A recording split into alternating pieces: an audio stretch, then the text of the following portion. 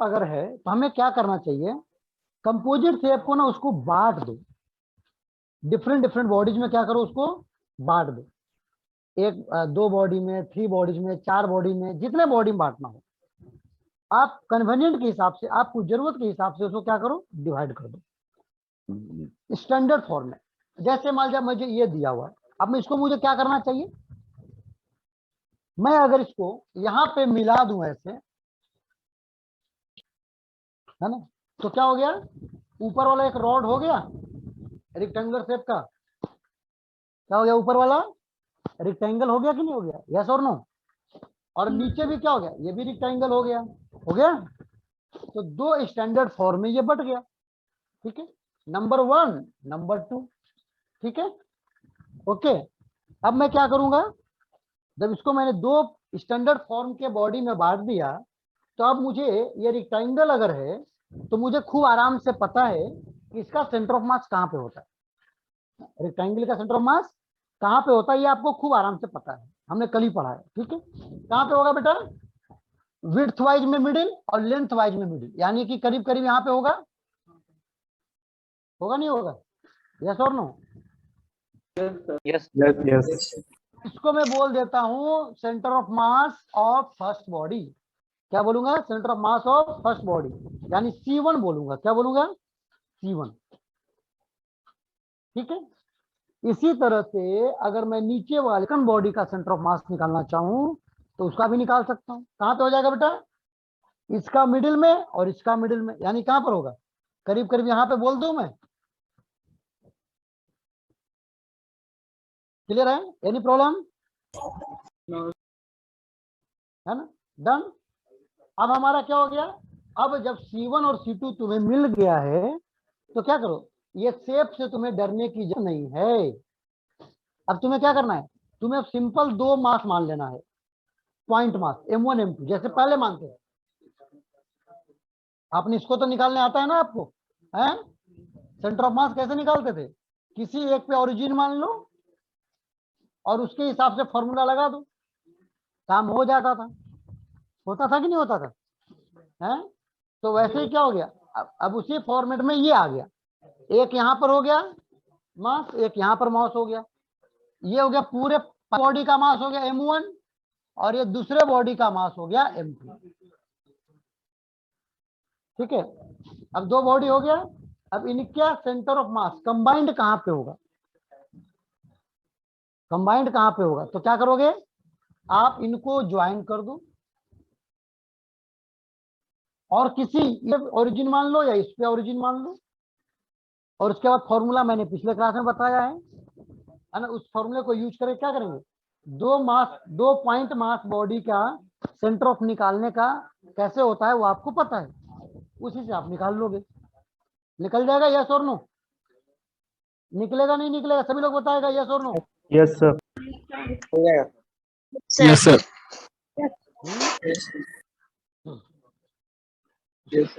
सभी लोग, जो यहाँ पढ़ने बैठा है वो बोलेगा, सब लोग जो जो यहाँ पढ़ने बैठा है वो सभी लोग बोलेगा यस और नो, यस सर बन जाएगा बाबू, बन जाएगा, यस सर वेरी गुड, अब सवाल यहाँ पर ये उठता है, अब सवाल यहाँ पर ये उठता है कि आखिर में ये मास दिया हुआ है तब तो अच्छी बात है, अगर मास नहीं दिया हुआ है तब क्या करेंगे, ठीक है नहीं, इसमें जनरली इसमें मास दिया हुआ नहीं रहता है, जब मास नहीं दिया हुआ हो तो क्या करना चाहिए, हमें इसकी मास डेंसिटी मानना चाहिए, क्या मानना चाहिए, मास डेंसिटी, यानी मास, अगर मैं बोलूं कि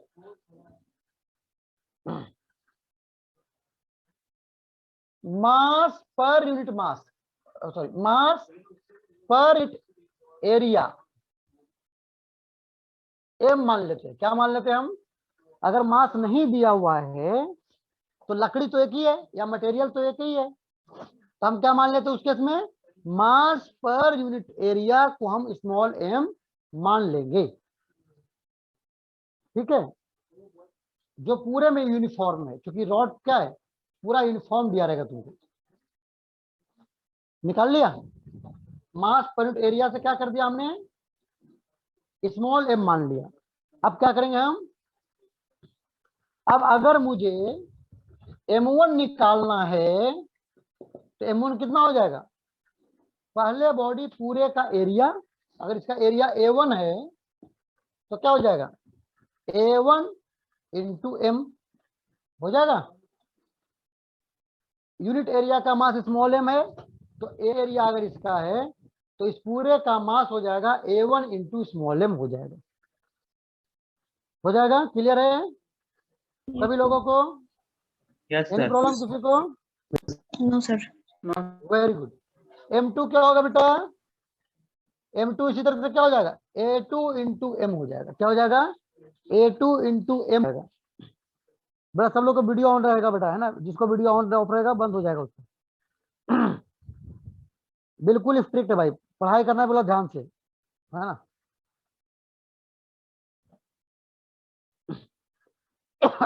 ठीक है बेटा, जितना 1.5-2 घंटे क्लास होता है सबका उतना देर वीडियो ऑन होना चाहिए, कोई एक्सक्यूज नहीं, नो एक्सक्यूज एट ऑल।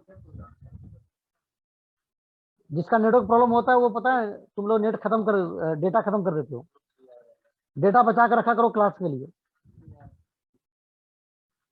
चांदनी आकाश, ये रेडमी नोट 9 कौन है भाई? और कोई नाम नहीं मिला तुमको?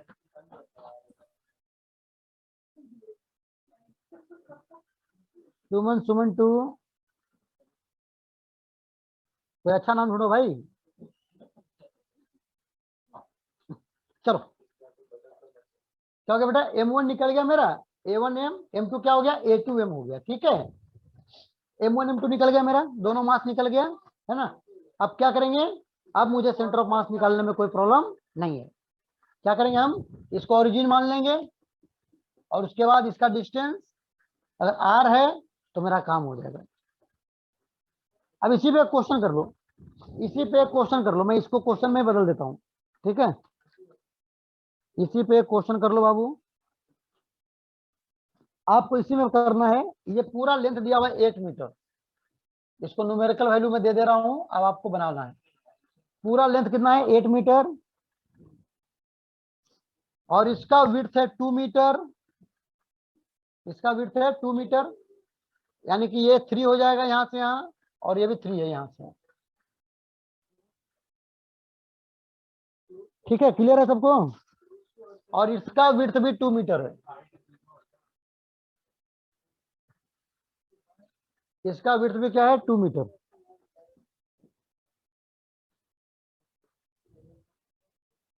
अब आपको बताना है कि इसका सेंटर ऑफ मास कहां पर हो। सभी लोग कैलकुलेट करके निकालेगा, सभी लोग क्या करेगा, सभी लोग इसको कैलकुलेट करके निकालेगा न्यूमेरिकल वैल्यू में। सभी लोग करो,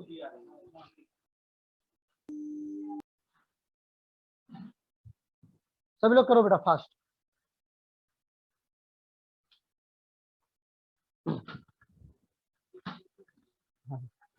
सर साइड वाले का लेंथ नहीं दिया हुआ है, सर वर्टिकल ब्लॉक का लेंथ नीचे निकला हुआ। वर्टिकल का लेंथ, वर्टिकल का लेंथ दिया हुआ बेटा 6 मीटर दिया हुआ है, इसका ये 6 मीटर है। ठीक है, अब करो, सभी लोग निकालो बेटा।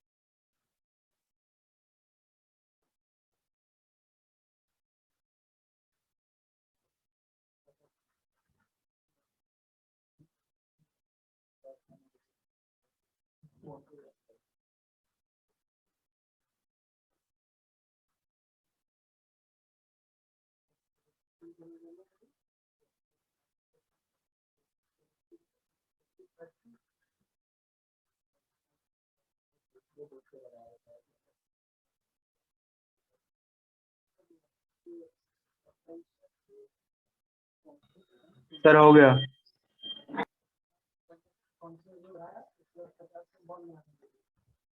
हो गया सर। सबको हो गया?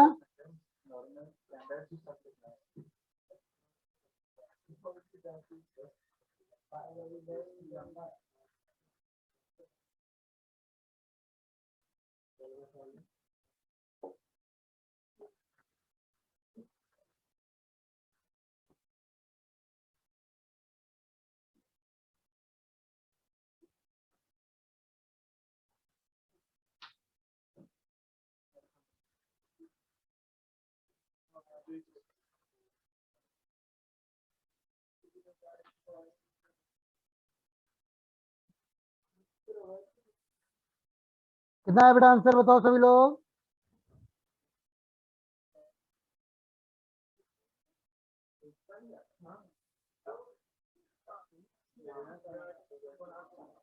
कितना आया?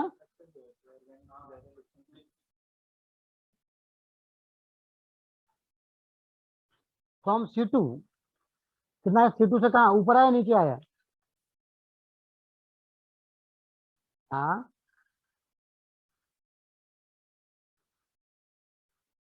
A1 A2 कहाँ का है भाई? A1 A2 क्या है?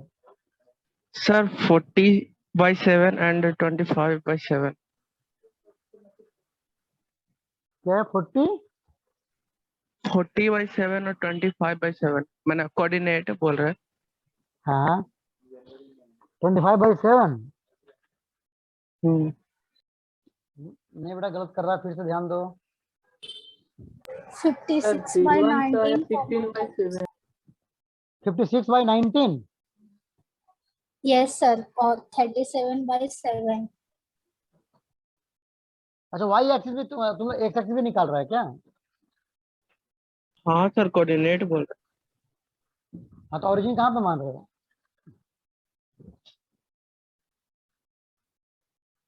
है। साइड में मतलब उसको पूरा प्लेन पर ले लिया। A1 A2 कहाँ है? वो एरिया है ना? हाँ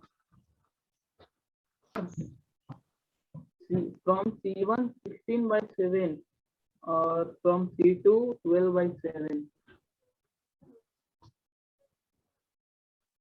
7।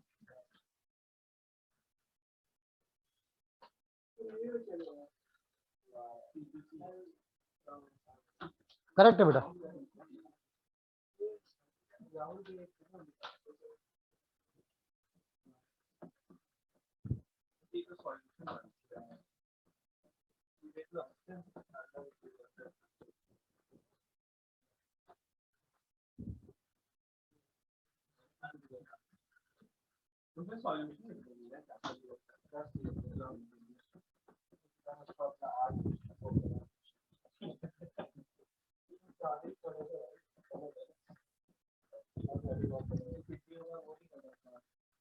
चलो देखो बेटा यहाँ पे,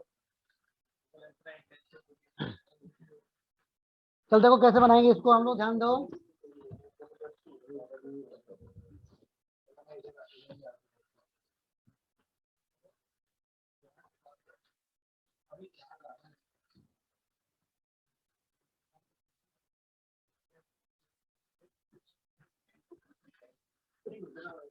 चल देखो बेटा यहाँ, अरे मैं तो मिटा दिया पूरा।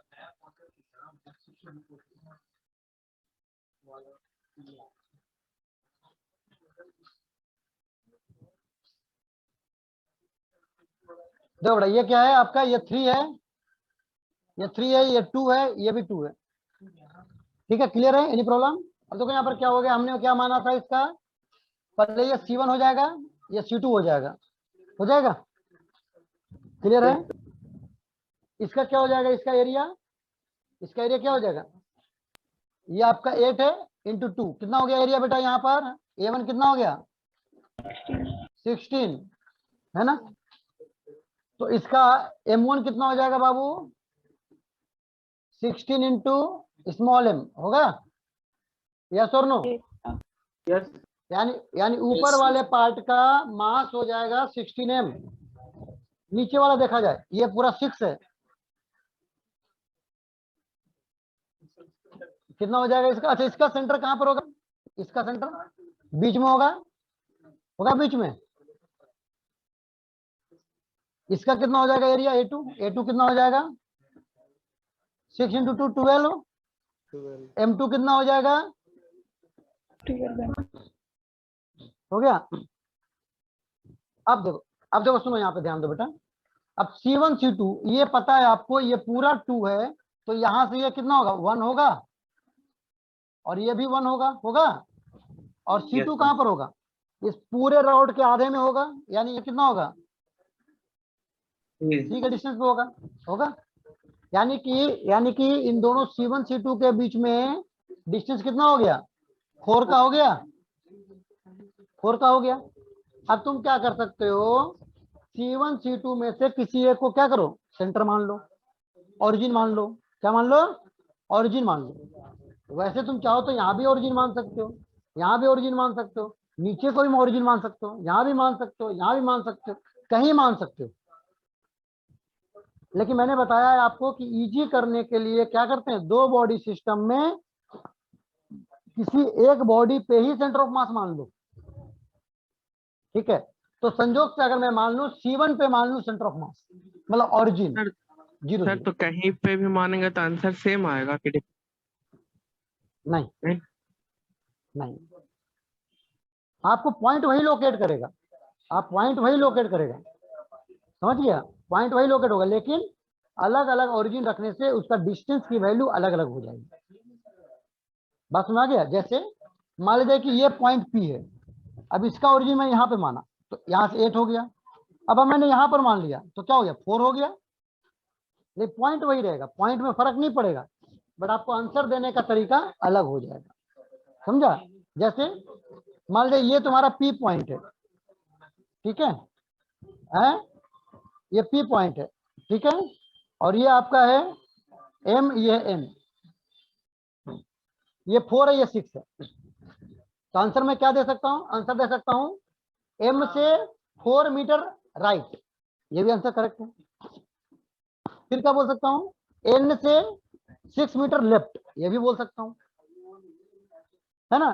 तो आंसर 4 6 तुमको देखने में अलग लग रहा है, लेकिन आंसर अलग नहीं है, वही पॉइंट को इंडिकेट कर रहा है।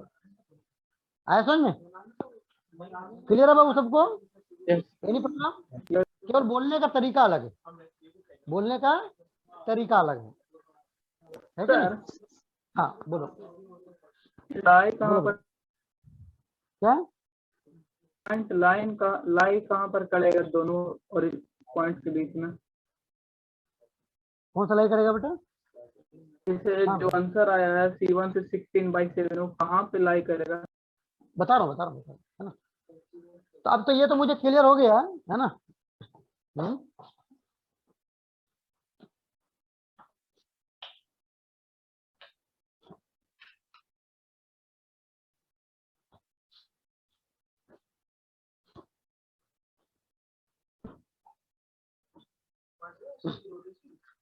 मुझे ये तो क्लियर हो गया कि C1 C2 का यहाँ पर अगर ओरिजिन में मानता हूं तो यहाँ से इसका डिस्टेंस कितना हो गया? कितना डिस्टेंस हो गया बेटा?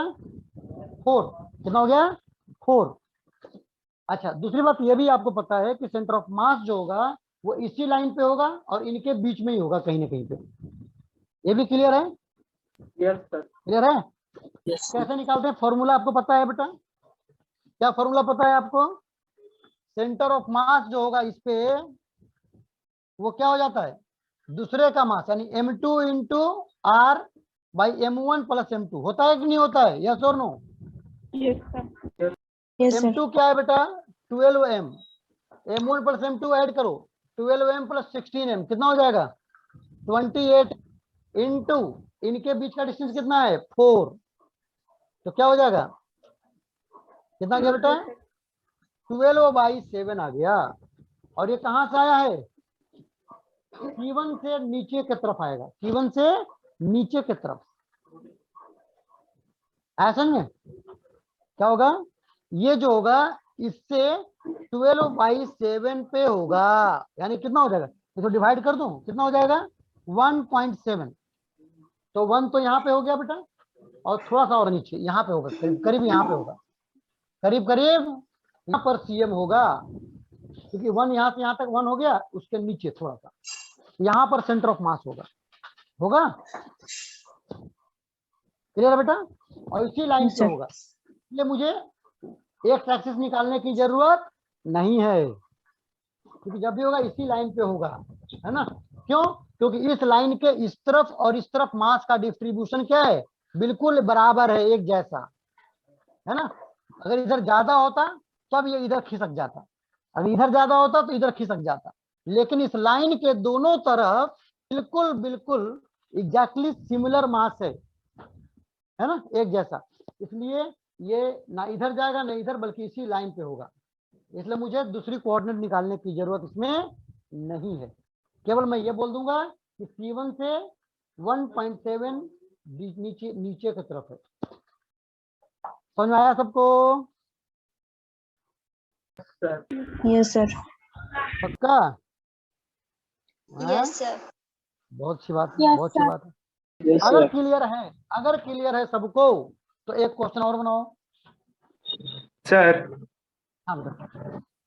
सर आप मास पर यूनिट एरिया को मास डेंसिटी ना बोले थे हाँ, सर, तो मास डेंसिटी ये 2D के लिए हो गया, अगर 3D या 1D रहा तो उसके लिए क्या होगा? उसको भी करो ना बेटा, क्या दिक्कत है? हम इसमें एरियल मास डेंसिटी बोलेंगे, लाइन में लेते हो M/L मास पर यूनिट लेंथ, है ना, उसको बोल देना चाहिए मास पर यूनिट लेंथ बोलना चाहिए, यानी लीनियर मास डेंसिटी बोलना चाहिए। अगर वॉल्यूम में लेते हो तो मास पर वॉल्यूम बोलना चाहिए, है ना? हेलो, नमस्ते सर, नमस्ते सर।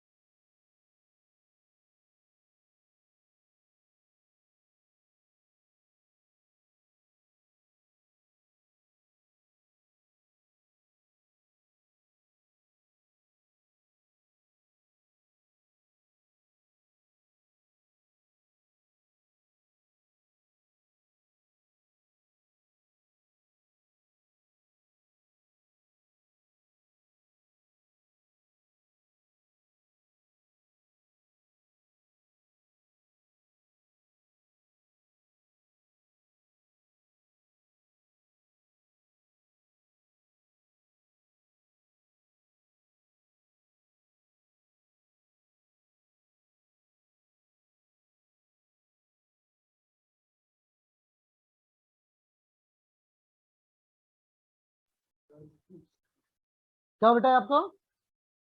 यहाँ पर क्या हो गया? ये हो गया आपका, हाँ मैं बोल रहा था, अगर तुम वॉल्यूम में डिवाइड करते हो तो क्या हो जाएगा? सॉरी, मास पर यूनिट वॉल्यूम हो जाएगा। क्या हो जाएगा? मास पर यूनिट वॉल्यूम, यानी क्या हो जाएगा? वॉल्यूम डेंसिटी बोलेंगे, है ना? Linear density, aerial density, volume density. ठीक है, क्लियर बेटा आशुतोष? Yes sir. सॉरी, चलो आगे बेटा आंसर। हाँ, अच्छा, अब मैं बोल रहा था अगर ये समझ में आ गया सबको कॉन्सेप्ट, तो एक क्वेश्चन और करके दिखाओ।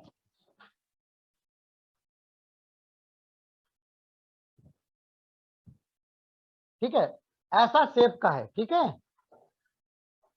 ये आपका ओरिजिन है, मैं यहाँ पे ओरिजिन दे दिया हूं, मैं आपको जो आंसर पूछूंगा वो ओरिजिन से ही पूछूंगा, ठीक है?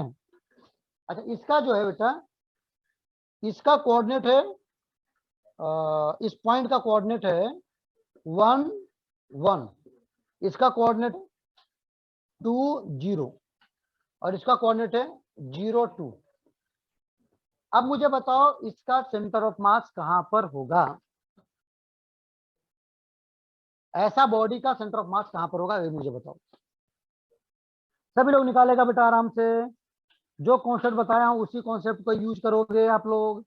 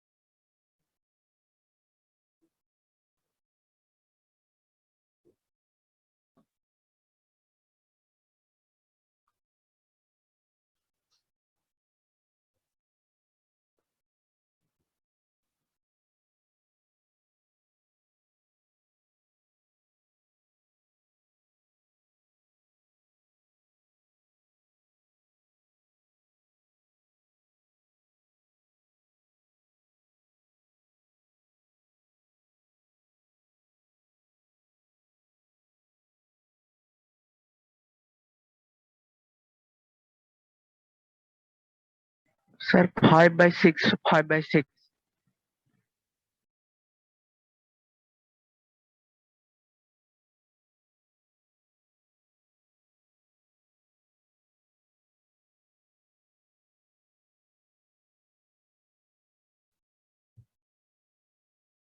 चलो आगे आंसर सबको।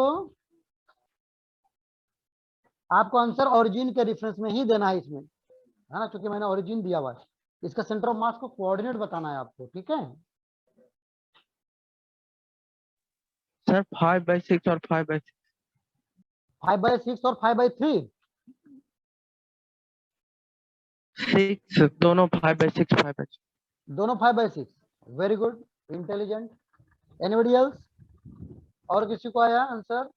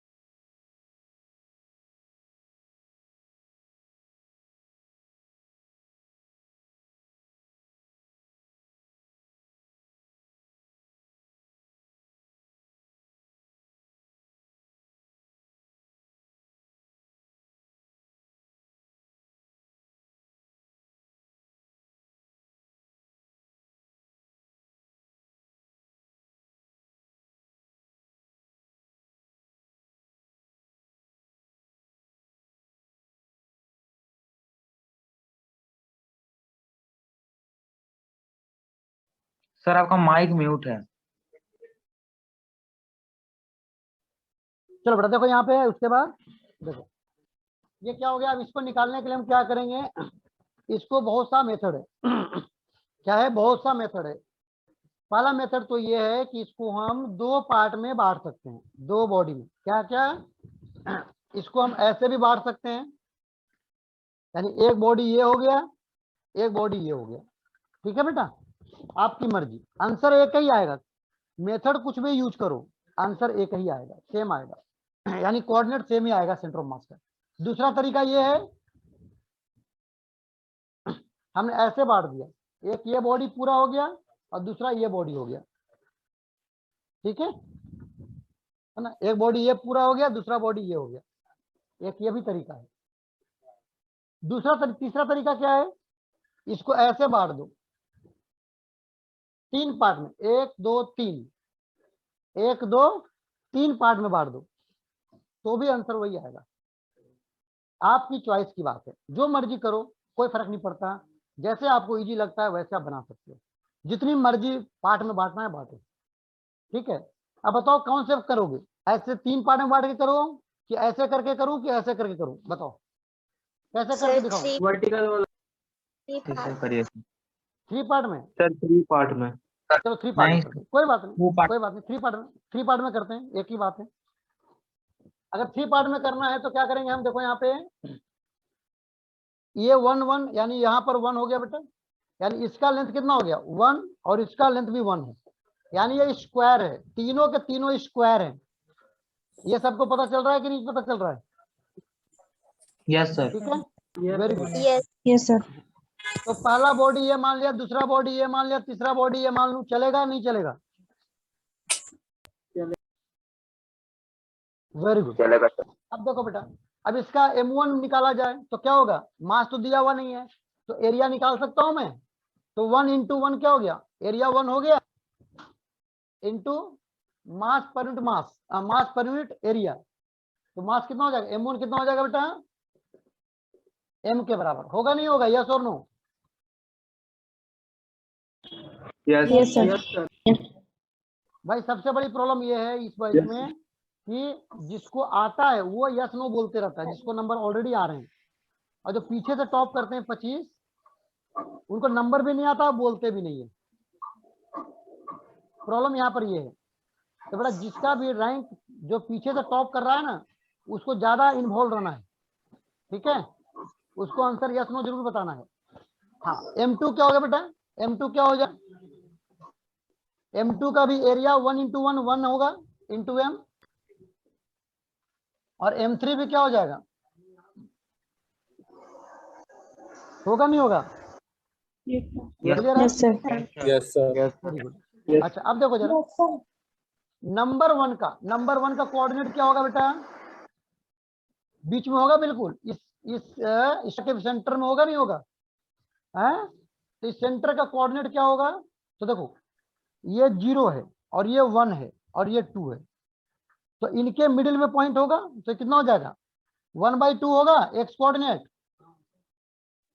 Yes sir.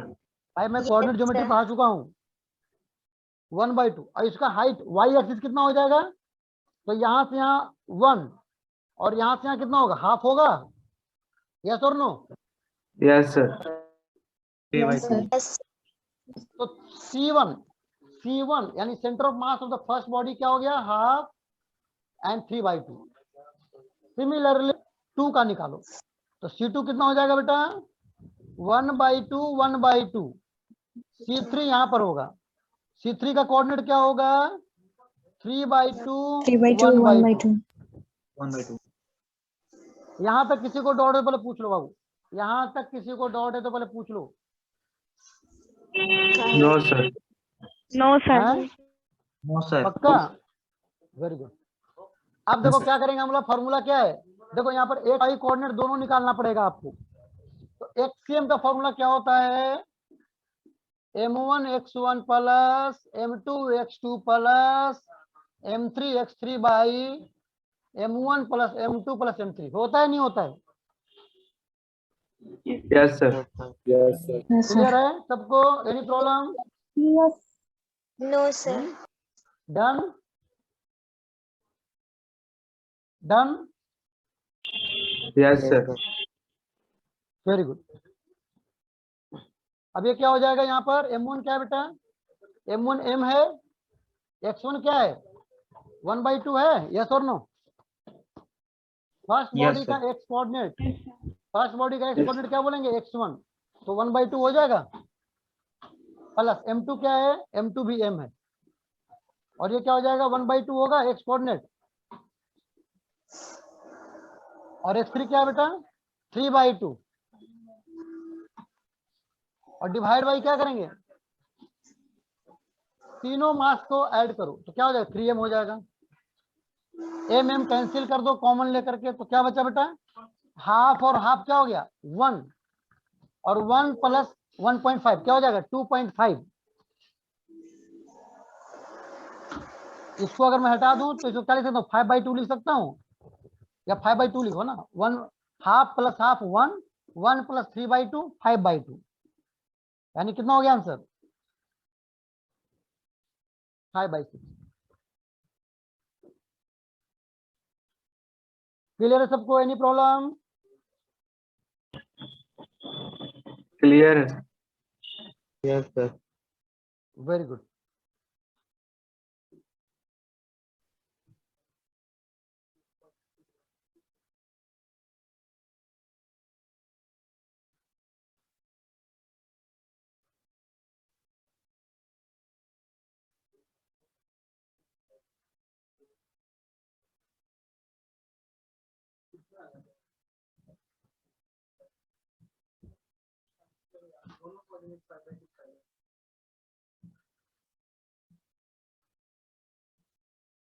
क्लियर है, हो गया काम। तो इस तरह से हम HCM निकालें और सिमिलरली आप YCM भी निकाल सकते हो।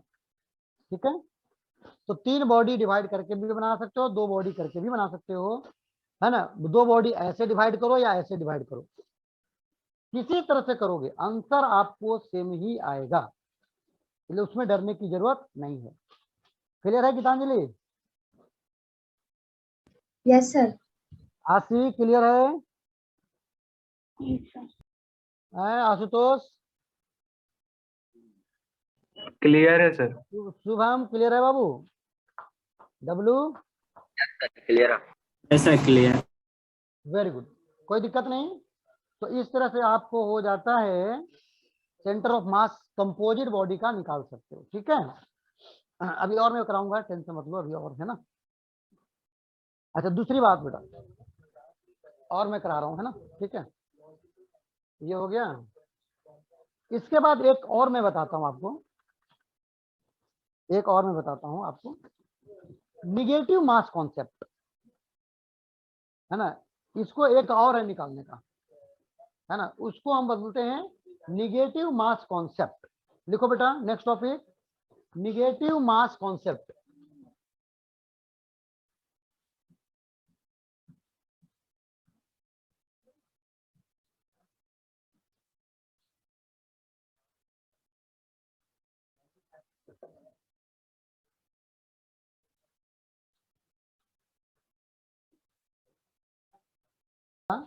लेकिन यहां से ये टुकड़ा कोई खा गया है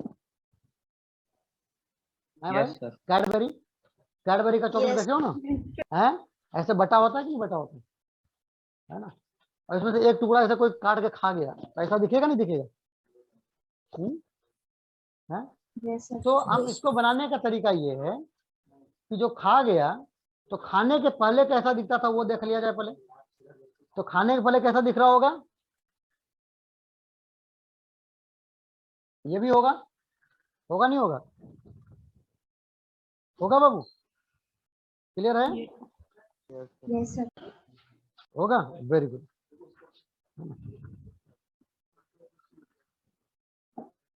तो क्या होगा, ये आपको कैसा दिखेगा, ये आपको पूरा ऐसे दिखेगा, दिखेगा ना पूरा कंप्लीट।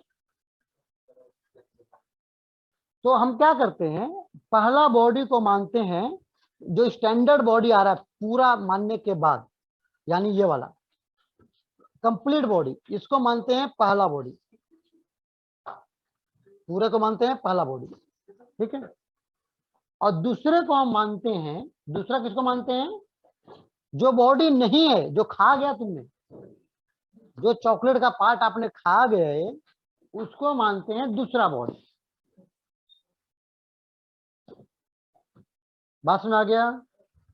क्या मैंने माना, पहले बॉडी को पूरा कर लो, जो कटा छटा है उसको भी मान लो पूरा स्टैंडर्ड फॉर्म में, पहला वो हो गया। और दूसरा क्या हो गया, जो काट दिया गया, जो अलग कर दिया गया, उसको मान लो सेकंड बॉडी।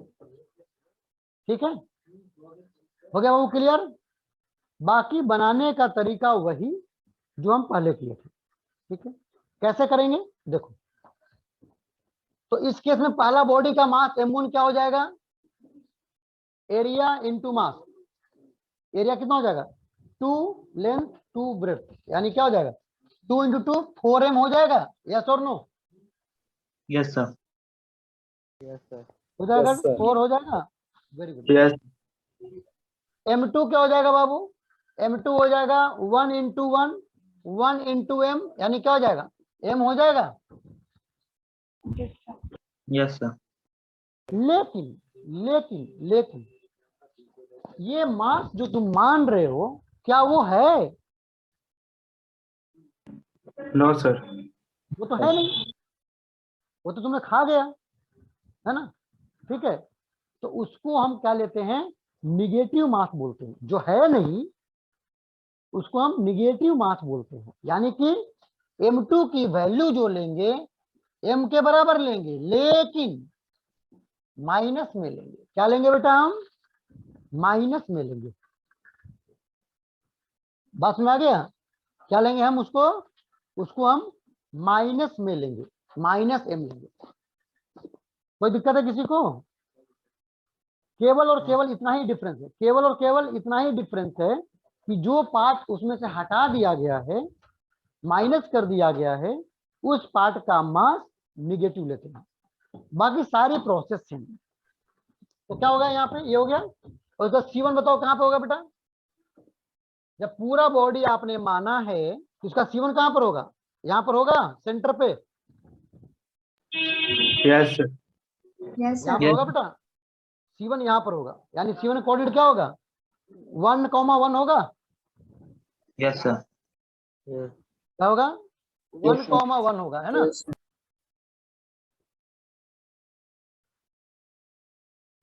बेटा क्लियर है? और दूसरा बॉडी जो है ये वाला, इसका सेंटर ऑफ मास कहाँ पे होना चाहिए? यहाँ पे होना चाहिए।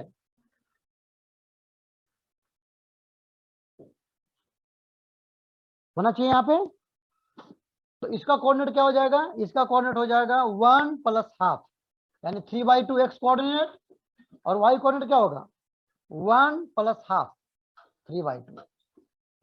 ये हो गया C2। क्लियर है? Any problem? अब मैं फॉर्मूला क्या लगाऊंगा, ये मुझे निकालना, क्या निकालना है? XCM। तो क्या हो जाएगा? m1 इंटू x1, फॉर्मूला वही लगेगा। तो m1 कितना है बेटा? 4m। x1 कितना है? 1 प्लस m2 x2 क्या हो जाएगा? माइनस m इंटू x2 क्या हो जाएगा? 3/2 डिवाइड बाई क्या हो जाएगा? m1 plus m2। मैं क्या कर रहा हूं? मैं सिंपल एक ही चीज कर रहा हूं कि जहां पर मास आ रहा है सेकंड बॉडी का, वहां पर केवल हम माइनस निगेटिव मास ले रहा हूं। क्या ले रहा हूं? निगेटिव मास ले रहा हूं, और कुछ भी चेंजेज नहीं कर रहा हूं। बाकी same process, same formula, everything same. ठीक है बेटा? अब इसको जरा सोल्व कर दिया जाए तो क्या हो जाएगा? 4m minus 3m/2 divide by 3m, और ये कितना आ जाएगा? 8 माइनस 3 5m/6m। क्या आंसर वही आ रहा है? Yes sir. क्या आंसर वही आ रहा है? हैं? यस तो निगेटिव मास कॉन्सेप्ट भी कर सकते हैं, निगेटिव मास कॉन्सेप्ट भी यूज कर सकते हैं। Yes, sir. तो हमने Yes, sir. क्या सीखा? एक तो बॉडी को ही पार्ट वाइज करके कर लो काम, और दूसरा हमने ये सीखा कि निगेटिव मास यानी जो टुकड़ा है उसको भी मान लो कि है फिलहाल, और उसको मानते हुए पूरा बॉडी मान लो, और जो टुकड़ा हटा दिया गया उसको फिर सेकंड बॉडी मान लो, माइनस निगेटिव मास के साथ। तो भी बना सकते हैं, बना सकते हैं ना? Yes sir. Very good. Yes sir. उतार लो बेटा सभी लोग। अच्छा, ये समझ में सबको आया है कि कुछ लोगों को आया है?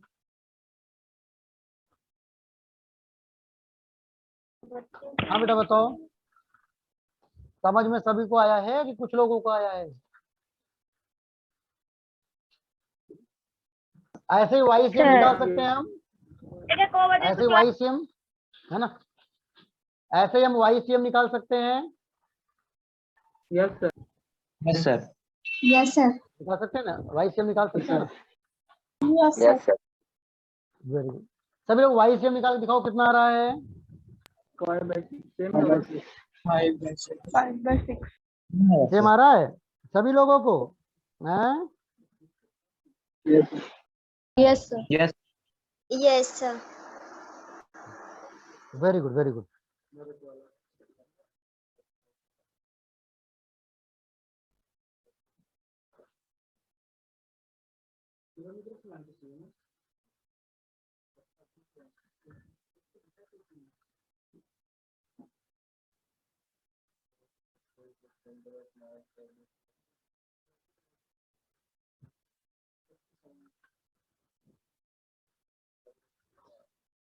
क्लियर है? तो इसको बोलते हैं निगेटिव मास कॉन्सेप्ट। क्या बोलते हैं बेटा इसको? इसको बोलते हैं निगेटिव मास कॉन्सेप्ट। कोई दिक्कत है किसी को? No sir very good, comfortable है ना? Very good. जब ये क्लियर है तो अब आप निगेटिव मास कॉन्सेप्ट का यूज करके एक क्वेश्चन करके दिखाओ, ठीक है?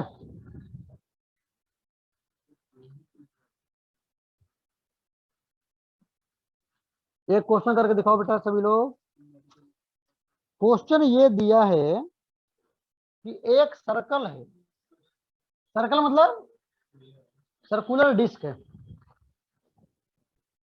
सर्कुलर डिस्क है, ठीक है? जिसका रेडियस है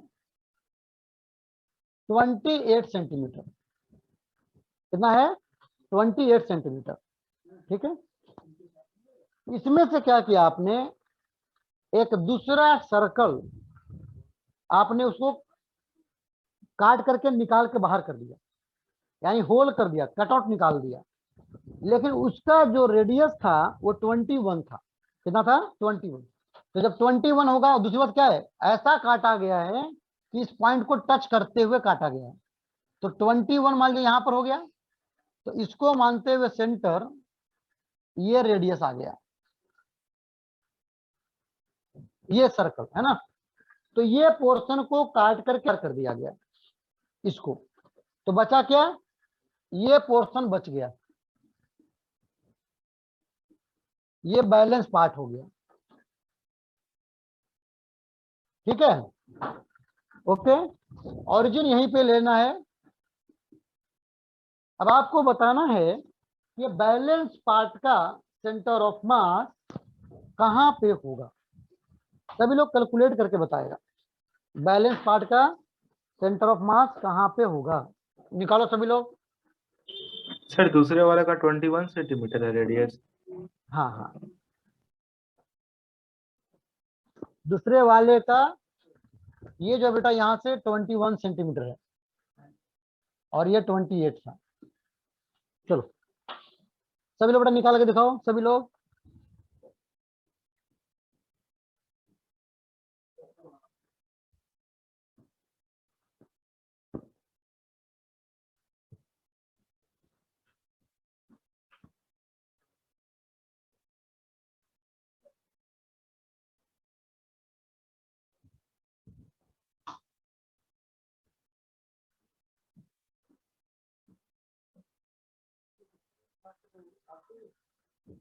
थोड़ा सा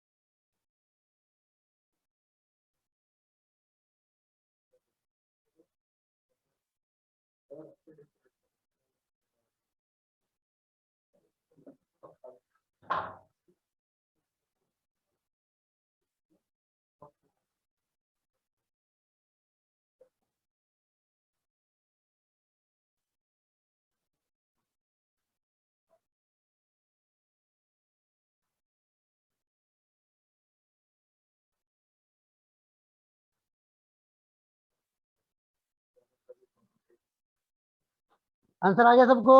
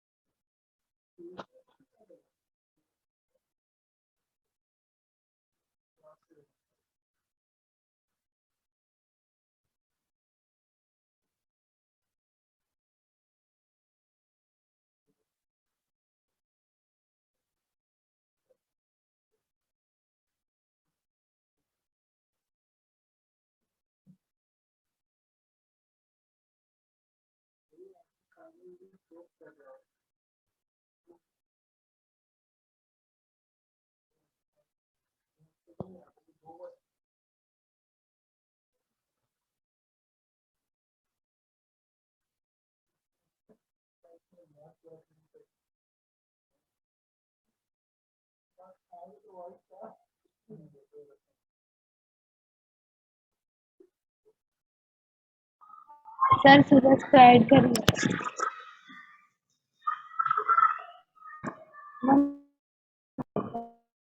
हो गया? आ गया आंसर?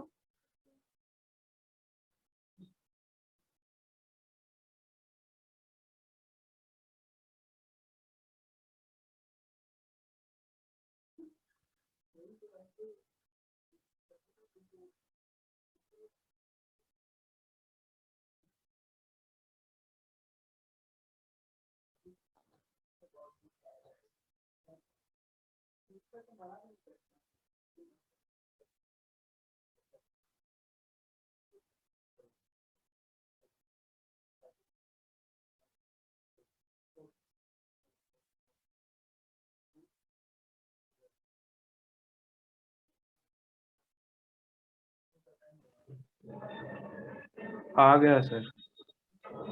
Very good.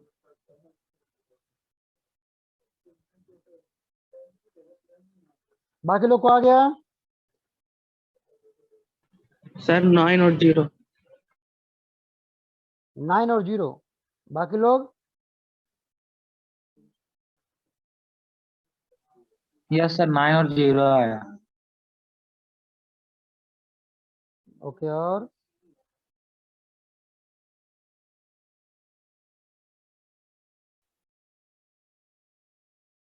बाकी लोगों को?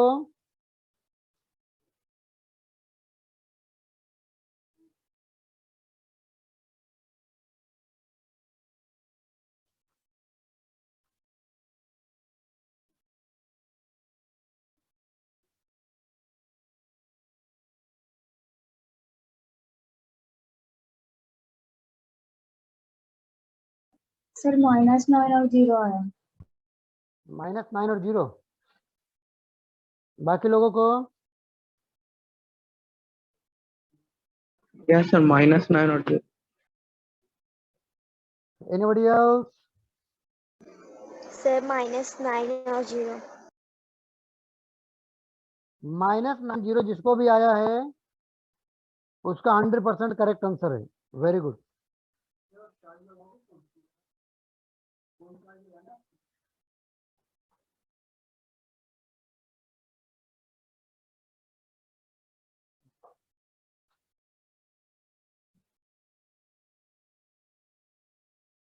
चलो करो बेटा फटाफट सभी लोग।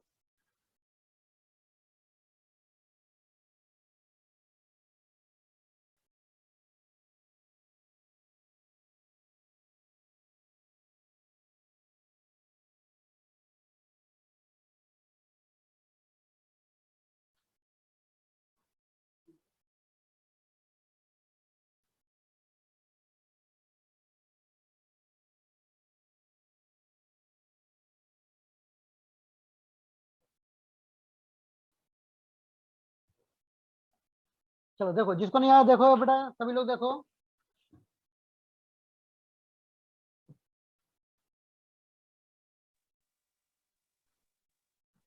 जिसको भी नहीं आया वो ध्यान दो। क्या होगा बेटा यहाँ पे, पहले हम क्या करेंगे, सबसे पहले हम इसको बड़े वाले पार्ट, ये तो हटा दिया गया है ना, थोड़ी देर के लिए इसको मान लेते हैं, ये भी यहाँ पर है ना, निगेटिव मास कॉन्सेप्ट हम बनाएंगे, ठीक है। तो पूरा सर्कल जो है, पूरा सर्कुलर डिस्क, उसको हम फर्स्ट बॉडी मान लेते हैं, और जो ये काट के हटा दिया गया उसको हम दूसरा बॉडी मान लेते हैं, ठीक है। तो M1 क्या हो जाएगा बाबू, M1 हो जाएगा पाई आर स्क्वायर, एरिया क्या हो जाएगा 28 का स्क्वायर इंटू एम, होगा यस और नो। Yes sir. और दूसरा क्या हो जाएगा negative pi into R square, क्या लेंगे 21 का होल स्क्वायर इंटू एम, हो जाएगा। क्लियर है, एनी प्रॉब्लम, डन, ये हो गया। अच्छा, सेंटर ऑफ मास क्या होगा, C1 क्या हो गया बेटा, C1 हो गया 0 0, और C2 क्या होगा, C2 क्या होगा, इस छोटे वाले का सेंटर कहां पर है बताओ। तो अगर मैं इसको एक्स एक्सिस मान लो, इसको वाई मान लूं, इसकी कोऑर्डिनेट क्या हो जाएगा 28 माइनस 21, 7 हो जाएगा, 7 यस और नो, 7 0। तो अगर मैं एक्सीएम निकालने की बात करता हूं तो क्या हो जाएगा M1 X1 जो 0 हो गया, काम खत्म। फिर क्या लिखेंगे M2 X2, M2 X2 क्या हो जाएगा minus pi 21 square M into X1 क्या है 7, डिवाइड बाई क्या होगा M1 प्लस M2, ऐड करो तो क्या हो जाएगा बेटा, यहाँ पर हो जाएगा पाई एम इंटू 28 का होल स्क्वायर माइनस 21 का होल स्क्वायर, होगा यस और no, anybody. Yes sir. Yes sir. sir. इसको मैं लिख सकता हूँ, एम कैंसिल कर दूं, यहाँ से पाई भी कैंसिल कर दो ना, छोड़ो, टेंशन ही खत्म है ना, माइनस रहेगा, ठीक है। नीचे क्या बचा 28 प्लस 21 कितना 49, और एक बार माइनस होगा तो 7, इससे ये चला गया, और ये 7 7 जा, और ये क्या हो गया 3, यानी कितना आ गया -9 आ गया बाबू। यानी एक्सीएम क्या होगा, एक्सीएम होगा -9, यानी पीछे की तरफ हो जाएगा, किधर होगा पीछे की तरफ। क्यों पीछे की तरफ होगा, क्योंकि जब इसको तुम काट देते हो तो इधर मास कम हो गया और इधर मास बचा हुआ है, इसलिए सेंटर ऑफ मास कहाँ होगा, इस तरफ तो मूव करेगा ही करेगा ना, है centre of mass loves presence of mass, है कि नहीं, है ना, है समझ में क्या बोला था मैंने, centre of mass loves presence of mass, जिधर मास होगा उधर की तरफ खिसक जाएगा, ठीक है बाबू, -9। अच्छा वाई सी एम निकालूंगा तो क्या होगा, ये भी 0, ये भी 0 और ये भी 0, तो 0 ही हो जाएगा, है ना, वाई सी एम 0 आएगा, आना भी चाहिए, क्यों, क्योंकि वाई सी एम में जो पहले यूनिफॉर्म था अभी भी वही है, जितना ऊपर कटा उतना नीचे कटा, जितना मास ऊपर हटा है उतना ही मास नीचे भी हटा, इसलिए सेंटर ऑफ मास में कोई डिफ्लेक्शन नहीं आएगा, है समझ में। एक्स कोऑर्डिनेट में इसलिए आया था डिफ्लेक्शन क्योंकि इधर का मास तुमने ज्यादा काट दिया और इधर का मास तुमने कम काटा है, इसलिए centre of mass x direction में मूव किया है। आया समझ में बेटा सबको, क्लियर है सबको, yes sir. Yes, sir. Yes, sir. पक्का है बाबू, Yes. बहुत अच्छी बात है, बहुत आते बेटा, है ना, अगर समझ में आ रहा है तो बहुत अच्छी बात। कुछ बच्चे ऐसे हैं जिनको समझ में ना आ रहा हो वो भी बोलो, ऐसे कोई बच्चे हैं जिसको समझ में नहीं आ रहा है,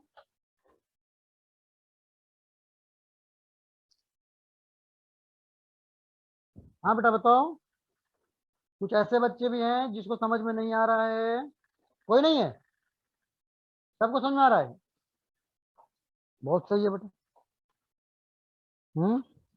बहुत अच्छी बात है,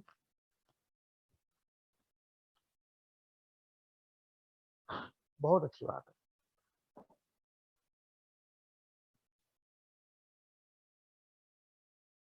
चलो, तो ये था हमारा बॉडी का सेंटर ऑफ मास निकालने का तरीका, ठीक है। अब हम करते हैं, ये तो बेटा बॉडी था जो अलग अलग मास था, मतलब उसको मान लेते थे ना, C1 C2 ऐसा कर, ठीक है।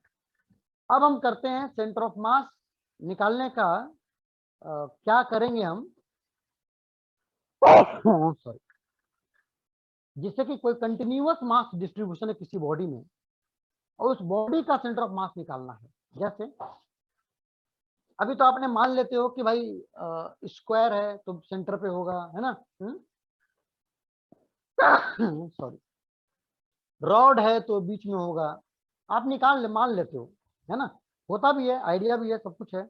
लेकिन अभी हम निकालना चाहें तो कैसे निकालेंगे, सवाल ये उठ रहा है।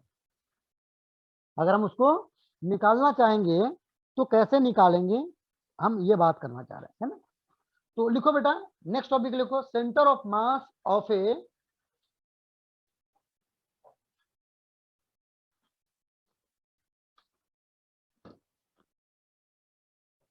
सभी लोग लिखो बाबू, देखो centre of mass of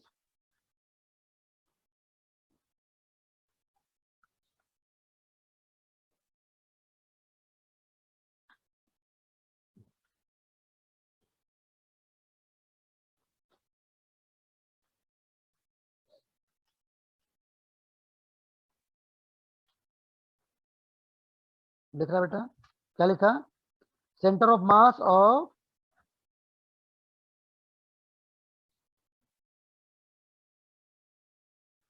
uniformly distributed massive body, center of mass of a uniformly distributed massive body, यानी ऐसा बॉडी है जिसमें मास यूनिफॉर्मली पूरे में बटा हुआ है, ठीक है। और उस बॉडी का मुझे सेंटर ऑफ मास निकालना है, तो कैसे निकालेंगे। सर डिस्ट्रीब्यूटेड के बाद क्या बोले? मासिव बॉडी, देखो बेटा, मान लिया जाए यहाँ पे मैं जो बात करने जा रहा हूं वो बात को समझो, ठीक है बेटा। आपको मैंने बताया है एक्सीएम क्या होता है बाबू, M1 X1 या MI XI कर दूं, ऐसे बताया था मैंने, ये वाला याद है फॉर्मूला, यस सर। है ना। यस सर, ठीक है, यस सर। तो अब अगर मान ले जाए कोई बॉडी है जिसमें मास पूरे में भरा हुआ है, ये रॉड है, ये मार्कर, अब इस मार्कर में मास तो एक जगह पे नहीं है ना, हर जगह पे भरा हुआ है मास, यूनिफॉर्मली बटा हुआ है मास, है ना। इसको सेंटर ऑफ मास कैसे निकालेंगे, तो मैं क्या करता हूं, इसको हम इनफाइनाइट टुकड़ों में बांट देता हूं। क्या करता हूं, इनफाइनाइट टुकड़ों में बांट देता हूं, ठीक है। बांट दिया भाई, है। अब बांटने के बाद मैं क्या करता हूं, एक छोटा सा टुकड़ा को मैं ले लेता हूं, मान लीजिए इसका ले लिया, इसको ले लिया मैंने। तो ये जब छोटा सा टुकड़ा है तो इसका मास कितना होगा, डीएम होगा, डीएम होगा। Yes sir. जब पूरा मास कैपिटल एम है तो इसका मास स्मॉल डीएम हो जाएगा, डीएम, है ना। डी एक्स का छोटा पार्ट क्या होता है, डीएक्स होता है, वैसे ही छोटा पार्ट का मास भी छोटा हो जाएगा, डीएम। और इसका अगर यहां से मैं लूं डिस्प्लेस मतलब पोजीशन एक्स लेता हूं, तो इसका कोऑर्डिनेट क्या हो गया, कोऑर्डिनेट एक्स हो गया और मास डीएम हो गया। ऐसे ही हर का क्या होगा, मास डीएम डीएम होगा और उसका पोजीशन भी क्या होगा, x1 x2 x3 कुछ भी होगा, अलग अलग होगा। तो कायदे से देखा है तो अगर मुझे एक्सीएम निकालना है तो क्या होना चाहिए, ये समेशन ना होकर के क्या होना चाहिए, इसमें इंटीग्रेशन लेंगे, है बाबू। मास क्या ले लिया, सॉरी उल्टा ले लिया आपने, डीएम है ना मास, एम के जगह पर क्या लिया, डीएम, इस छोटे के लिए कर रहा हूं, डीएम इंटू इसकी कोऑर्डिनेट क्या है, एक्स है,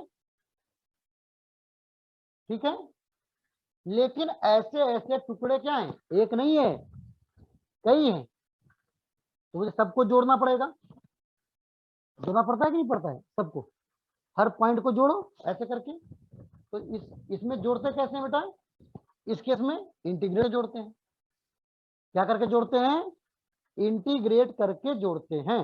इंटीग्रेट कर दिया मैंने, और नीचे भी क्या करेंगे? नीचे भी इंटीग्रेट कर देंगे बाबू, डीएम। ठीक है ना? नीचे जब ऐड करोगे तो पूरा का मास आ जाएगा कैपिटल एम, है ना? तो इसको ऐसे भी लिख सकते हो, नीचे कैपिटल एम हो गया, ऊपर क्या रह गया?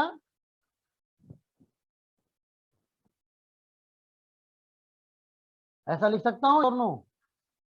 समझ में आई कहाँ से आई, कैसे आई?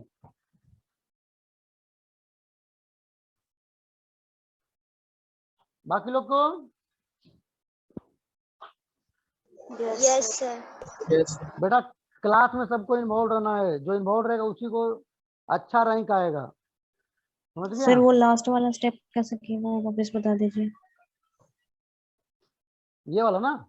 हाँ, तो डीएम डीएम जब ऐड करोगी सारे छोटे छोटे टुकड़े को, तो टोटल मास कितना है? पहले में आ जाएगा। Yes sir. वही लिख दिया मैंने, है ना? और इसको एज इट इज छोड़ दिया। ठीक है, इसको हमने एज इट इज छोड़ दिया। ठीक है, यस सर। हो गया? सर ऊपर वाला चलो। एक टुकड़ा का मास है, हाँ, कौन सा बेटा? ऊपर वाला एक टुकड़ा का मास है। हाँ, ये टुकड़े का, छोटे टुकड़े का, इसका डीएम इनटू एक्स। ठीक है, तो ये तरीका है काम करने का, है ना? तो ये भी फॉर्मूला निकल गया, जैसे इसमें लिखा कैपिटल था एम ना वैसे। पूरा का मास है ना? हाँ हाँ, यस, कैपिटल एम पूरे का मास है। ठीक है बाबू? तो ये क्या हुआ, इसमें अलग अलग टुकड़ा होता था तो ऐसे करते थे, अगर इसमें कंटिन्यूअस है तो फिर ऐसे कर लेंगे। ठीक है, अब क्या करें हम? अब मान लिया जाए इसी रॉड का निकालना है, मान लिया सेंटर ऑफ मास। क्या करना है? इसी रॉड का ही निकालना है, तो मैं निकाल के दिखाता हूं कैसे करेंगे। तो बेटा यहाँ पर क्या होगा, ये तो फॉर्मूला यहाँ तक तो आ ही जाएगा तुम्हारा। उसके बाद क्या करोगे? 1/m इंटीग्रेट कहां से कहां करोगे बेटा? डीएम का क्या करोगे? तो अगर इस पूरे का मास m है और लेंथ अगर l है, मास अगर m है और लेंथ अगर l है ना? तो क्या हो जाएगा? मास पर यूनिट लेंथ क्या हो जाएगा बाबू? m/l होगा।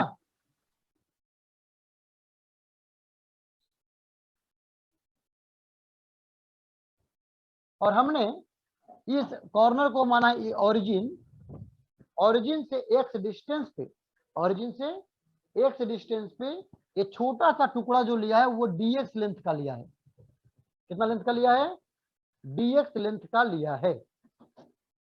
ठीक है, तो इसका मास कितना हो जाएगा बाबू? यूनिट लेंथ का मास है m/l, तो dx लेंथ का मास हो जाएगा m/l into D x. Yes और नो? और इसी की मास को हम डीएम बोल रहे हैं, यानी डीएम की वैल्यू क्या आ गई? m/l इंटू डी एक्स आ गया। आ गया? यस और नो? सबको बताओ। Yes sir. Yes sir. सबको क्लियर है बाबू?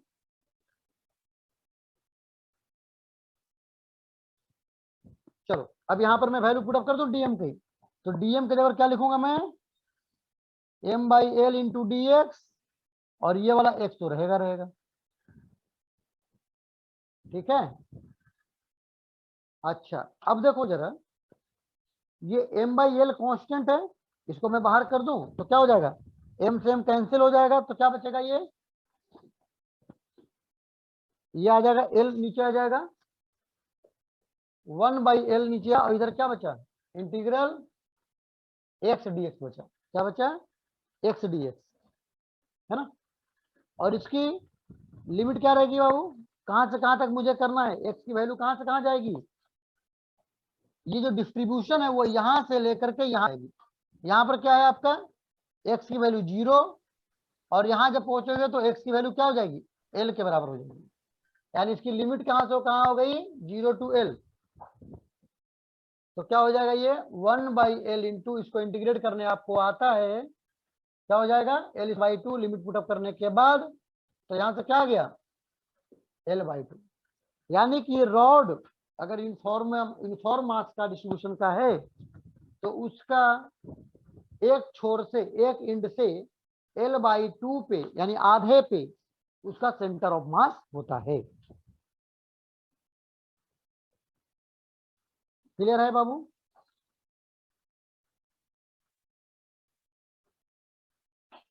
उतार लो सभी लोग, उतार लो सभी लोग बेटा, अच्छे से उतारो।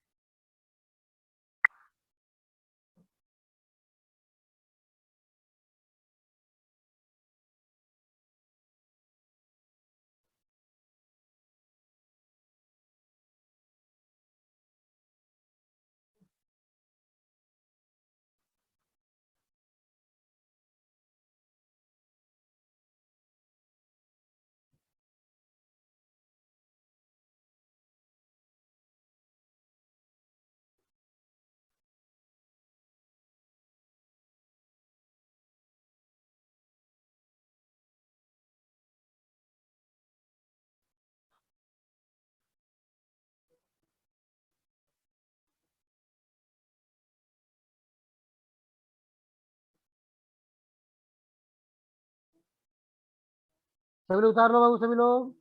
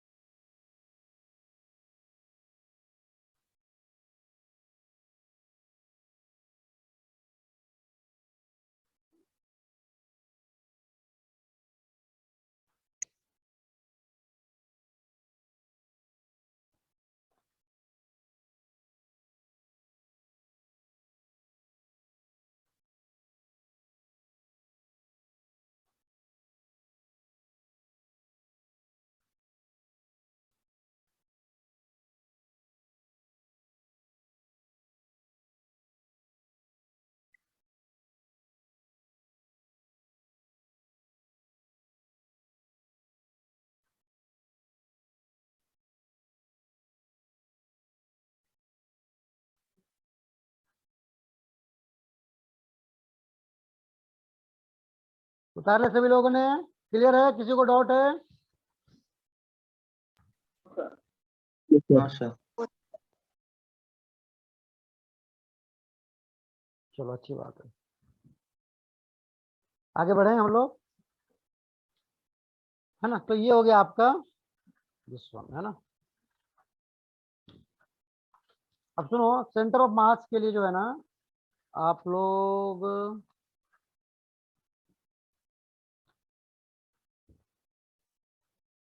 मैं कुछ क्वेश्चन दे दूंगा जो आप लोग बना के लाओगे, ठीक है? ओके, आप लोग बना के लाओगे, है ना। और लिखो स्टैंडर्ड बॉडी का जो है ना, उसका तुम लोग सेंटर ऑफ मास निकाल लोगे, ठीक है? कुछ कुछ का प्रैक्टिस कर लोगे, ऐसे ही निकाल सकते हो, ठीक है? जैसे रॉड का दिखाया ना मैंने, ये किसका था? यूनिफॉर्म रॉड का था। ऐसे तुम रिंग का निकालोगे, लिख लो। क्या करोगे? सेंटर ऑफ मास किसका किसका निकालोगे स्टैंडर्ड बॉडी में स्पेशली? सर वहां पे dx कैसे निकालना नहीं समझ में। कहाँ पे बेटा? वो जो किया ना dm = m/l/dx, हाँ हाँ, वो ये ना। dx वहां पे ये नहीं समझ। हाँ देखो देखो यस। बेटा, हाँ, M/L क्या है? यूनिट लेंथ का मास। मास M/L होता है। ये जो पार्ट हमने लिया है वो कितना लेंथ का लिया है? dx लेंथ का लिया है। Yes sir. तो dx लेंथ का मास कितना हो जाएगा? इससे मल्टीप्लाई करने पे आ जाएगा। Yes sir. आ गया, है ना? ठीक है। Yes sir. Yes sir. हाँ, चलो बेटा, अब इसके बाद देखो, आप लोग घर से प्रैक्टिस कर लोगे थोड़ा सा, है ना। सेंटर ऑफ मास निकालने का, किसका किसका, रिंग का निकालो, डिस्क का निकालो, ठीक है, सॉलिड स्फीयर का निकालो, ठीक है, एंड सो ऑन, है ना, कोन का निकाल लो, ठीक है। ओके, ये सबका घर में प्रैक्टिस करोगे आप लोग, हाँ, ठीक है, सॉलिड कौन है, ठीक है, ये सब आप लोग घर में प्रैक्टिस करोगे एक बार, ठीक है।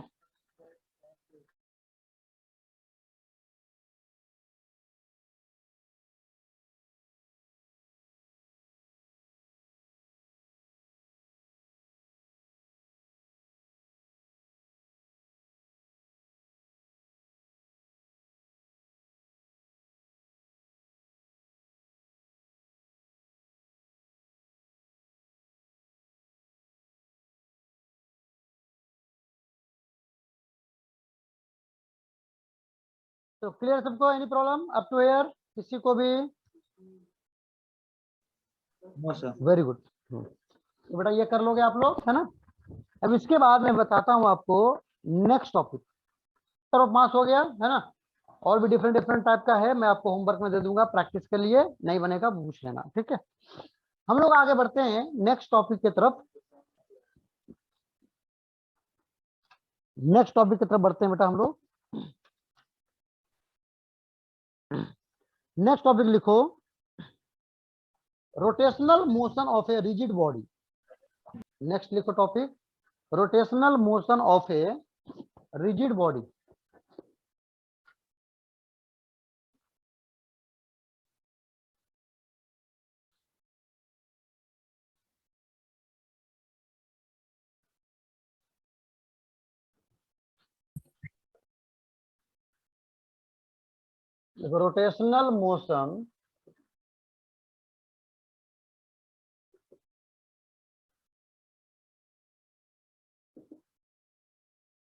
Rotational motion of a rigid body.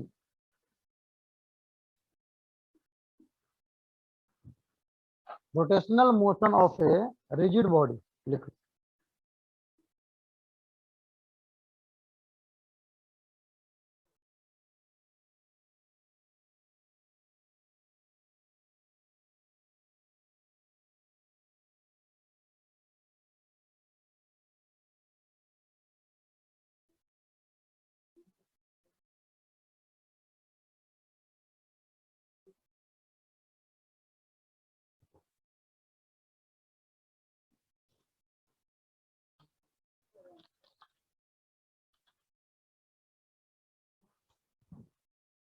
आया समझ में?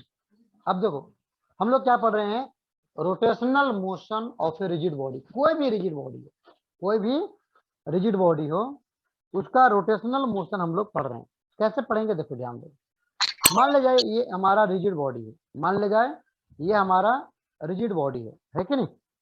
रिजिड किसको बोलते हैं, what is called rigid body.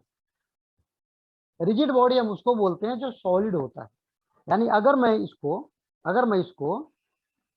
इस पार्ट को 1 मीटर आगे लेके जाऊंगा तो इसके साथ साथ इसका जो कैप है, पीछे का लाल वाला पार्ट, ये भी 1 मीटर ही आगे जाएगा, है ना। समझ में आई बात? यानी जितना मूव करेंगे उतना से ही इसके सारे बॉडी के सारे पार्ट मूव करेंगे। है समझ में? ऐसा नहीं कोई कम कोई ज्यादा नहीं करेगा, ऐसा नहीं है। तो जिस बॉडी को मूवमेंट पूरे का पूरा एक जैसा होता है उसको हम रिजिड बॉडी बोलते हैं, है ना, सॉलिड। ठीक है। लिक्विड में क्या होता है, अगर मैं बात करूं, है ना, देखो यहाँ पर मेरे पास सैनिटाइजर है, ठीक है। अब इसको मैं हिला देता हूँ, दिख रहा है क्या हो रहा है, ऊपर का पार्ट ज्यादा हिल रहा है, नीचे का पार्ट कुछ नहीं हो रहा है कि नहीं। तो ये क्या है, दिस इज नॉट रिजिड। लेकिन इसी सैनिटाइजर की बोतल को अगर मैं यहाँ से यहाँ कर देता हूँ तो क्या हुआ, जितना पार्ट ये वाला बोतल गया उतना ही पार्ट इसका ये वाला भी आगे गया कि नहीं गया, यस और नो, है ना, इक्वली गया। तो ये क्या बोलेंगे, पूरे को हम रिजिड बॉडी मान सकते हैं। लेकिन इसके अंदर जो लिक्विड है, सैनिटाइजर है, वो नहीं है। क्यों, देखो इसको हिला दिया मैंने तो क्या हुआ, ऊपर वाला पार्ट ज्यादा उछल रहा है नीचे वाला पार्ट, कोई मतलब नहीं है। ठीक है, तो रिजिड बॉडी की हम बात करेंगे। मान ले जाइए ये हमारा रिजिड बॉडी है और इसको हमें रोटेशन करना है। रोटेशन किसको बोलते हैं? रोटेशन बोलते हैं कि किसी एक फिक्स पॉइंट के अबाउट या किसी फिक्स एक्सिस के अबाउट उसका घूमना, उसका घूमना, उसी को बोलते हैं रोटेशन। जैसे मान लीजिए अगर मैं इसको पकड़ लूं यहाँ पे, ठीक है, तो इसको मैं अगर ऐसे घुमा दूं तो ये क्या कर रहा है? ये मेरा हाथ फिक्स है, ये क्या हो रहा है? ये क्या रोटेट कर रहा है। ठीक है, आया समझ में? यस और नो? ठीक है, यस रोटेट कर रहा है इस पॉइंट के अबाउट, इस पॉइंट के अबाउट। या फिर मैं इसको ऐसे पकड़ के मैं ऐसे कर दूं तो ये भी क्या हो रहा है? इस बॉडी के एक्सिस है बीच में, सेंटर में, उस एक्सिस के अबाउट क्या कर रहा है? ये घूम रहा है, घूम रहा है। यस और नो? करेक्ट है? Yes sir. हाँ? अगर मैं इसको ऐसे कर दूं और इसको मैं ऐसे घुमा दूं अपनी जगह पे तो ये क्या हो रहा है? ये रोटेट हो रहा है। क्या हो रहा है? ये रोटेट हो रहा है ना? तो रोटेशन में क्या होता है? पूरा बॉडी अपनी जगह पे ही वो एक पॉइंट या एक्सिस के अबाउट वो घूमता है। ठीक है, जैसे मान लीजिए तुम्हारे घर में फैन है, ठीक है, अब फैन क्या है? फैन वो घूमता है, मोशन में जरूर है, लेकिन वो मोशन में ऐसा नहीं है कि चलते चलते दूसरे रूम में पहुंच गया। ऐसा होता है क्या? है भाई? इस रूम में फैन चल रहा है, पता चला थोड़ी देर के बाद दूसरे रूम में पहुंच गया। ऐसा होता है? देखो समीर के माथे के ऊपर फैन घूम रहा है ना? क्या हो रहा है? वो अपनी जगह पे ही है, नहीं, अपनी जगह पे एक्सिस के अबाउट क्या हो रहा है? वो राउंड राउंड घूम रहा है कि नहीं? क्लियर है? उसका मूवमेंट दूर नहीं जाना है, वो एक एक्सिस के अबाउट ही केवल चक्कर काटेगा, है ना? इसको बोलते हैं रोटेशन, है ना? हमने सर्कुलर मोशन भी पढ़ा हुआ है, लीनियर मोशन भी पढ़ा हुआ है। हम लोग अब पढ़ रहे हैं रोटेशनल मोशन। क्या पढ़ रहे हैं? रोटेशनल मोशन पढ़ रहे हैं, उसको खास ध्यान देना है आपको। ठीक है, रोटेशनल मोशन भी कोई बड़ी चीज नहीं है, जो हमने पढ़ाया है आपको सर्कुलर में उसका बहुत बड़ा यूज है। देखो मान लीजिए ये हमारा एक्सिस है ऐसे, ठीक है, और इसके चारों तरफ ये मान लीजिए कोई बॉडी है जो इसके चारों तरफ ऐसे घूमे जा रही है, घूमे जा रही है, घूमे जा रही है। ठीक है, तो क्या बोलेंगे? हम बोलेंगे कि ये इसके अबाउट रोटेट कर रही है। क्या बोलेंगे हम? ये इसके अबाउट, इस एक्सिस के अबाउट ये क्या कर रही है? रोटेट कर रही है। बोलेंगे नहीं बोलेंगे? यस और no? Yes sir. Yes sir. तो अगर यस सर है तो मैंने आपको पहले ही बता रखा है, सर्कुलर मोशन में मैंने पहले ही पढ़ा रखा है कि लीनियर में क्या होता है बेटा? लीनियर में एल लिखते हैं, यानी डिस्टेंस एस, ये लीनियर हो गया। और ये क्या होता है? एंगुलर, है ना? ये लीनियर, ये इसको ऐसा करो, रोटेशनल बोलो इसको। रोटेशनल मतलब एंगुलर। ठीक है बेटा, अब यहां पर देखो क्या होता है, जो यहां पर अगर मान लीजिए कोई यहां से चल करके यहां पर पहुंचता है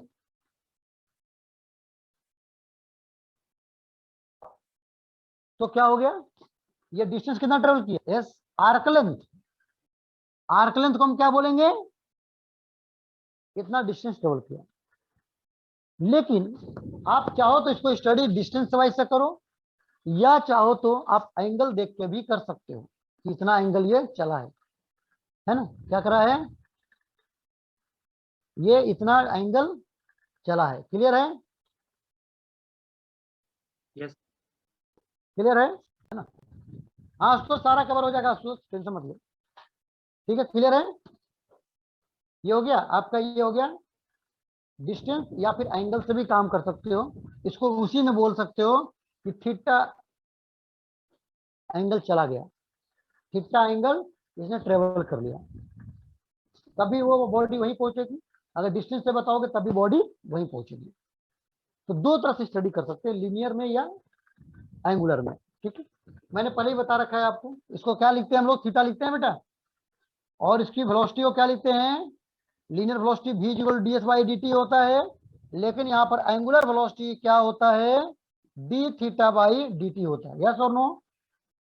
इसको अगर फिर से डिफ्रेंशिएट कर दूं तो ये लीनियर एक्सीलरेशन हो जाता है डीवी बाई डी टी, जबकि यहाँ पर एंगुलर एक्सीलरेशन हो जाता है D omega by D T. Correct है बाबू? क्लियर है सबको? Any problem? No sir. और जो फॉर्मूला होती है v equal to U plus A T, उसमें आपको ये भी पता ही है, ओमेगा इक्वल टू क्या हो जाता है, omega naught plus alpha T. लिखवाया था नहीं आता? यस और नो? लिख लो बेटा, फिर से लिख लो अगर नहीं लिखा है किसी ने तो। सर नीचे नहीं दिख रहा है। कोई बात नहीं बेटा, सब दिखेगा। थोड़ा सा आके खोलो।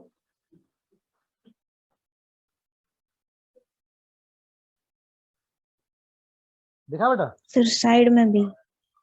साइड में भी नहीं दिख रहा है? थोड़ा नजर भी तिरछी करनी पड़ेगी फिर। किधर नहीं दिख रहा है?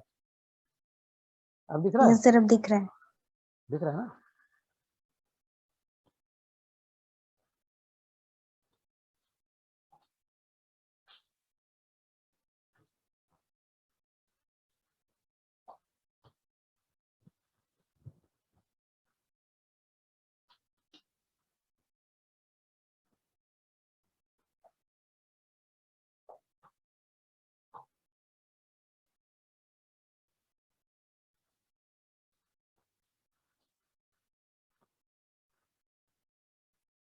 क्लियर है? Any problem?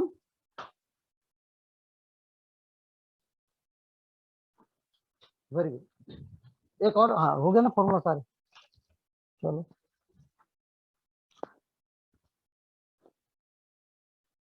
Sir omega square वाला में +2 अल्फा थीटा। बात क्या? अल्फा थीटा, अल्फा मतलब एंगुलर एक्सीलरेशन, थीटा मतलब एंगुलर डिस्प्लेसमेंट। ये होता है ना, उसी की जगह पे ये हो गया। ठीक है? Yes sir. क्लियर है सबको? Very good yes very sir. Good, है ना? चलो, तो यहाँ तक हमने कर लिया कंप्लीट, कोई दिक्कत? इसके बाद हम लोग करेंगे टॉर्क। क्या करेंगे इसके बाद? इसके बाद हम लोग करेंगे टॉर्क करेंगे, लेकिन टॉर्क में क्या है वो थोड़ा सा लंबा टॉपिक है, उसको हम एक साथ आएंगे थोड़ा सा ज्यादा। ठीक है?